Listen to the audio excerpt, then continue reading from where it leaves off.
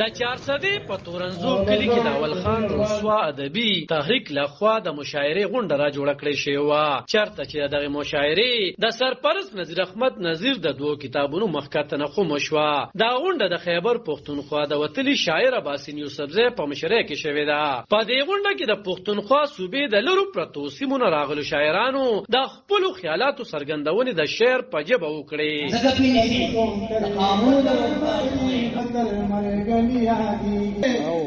تسرا همزول يوم القريب بتر مرقمي هاديجي همزول يوم القريب دلاري دا قدري رسخاتك لاشي مخوشي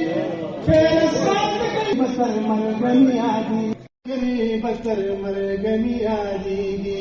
همزول يوم القريب بتر مرقمي هاديجي دلاري دا قدري دلار دا پتری میادونا دا بچپن دی مینی ارمانونا پٹ دفن دی تکلون خیبتی دی دیلم غرب لمن دی. د کتابونو لیکوال نذیر احمد نذیر د راغلو ټولو مېلمنو مننه وکړه او د خپلو نورو کتابونو په هکله یې وویل. دا بیسیکلي زما دوه کتابه چې اوس کوم راغلي دي اخرني دا بیا هغه ماښام دی او دا لارې دا ګودرې دا د اول خان رسوا ادبي نن تحریک شو دی نه مخکې جرګه وه د اول خان ادبي تحریک د طرف نه دا دواړه کتابونه چاپ شو نو بس هغې نن دا یو پروګرام را جوړ کړی دی ملګرو له زحمت ورکړی دی ټولې دلته راغلي دي نو بس په هغې باندې یو پروګرام دی زما خو ټوټل کتابونه 4 دي. لومړنی کتاب چې کوم راغلی هغه هغه ماښام په نوم باندې بیا وختونه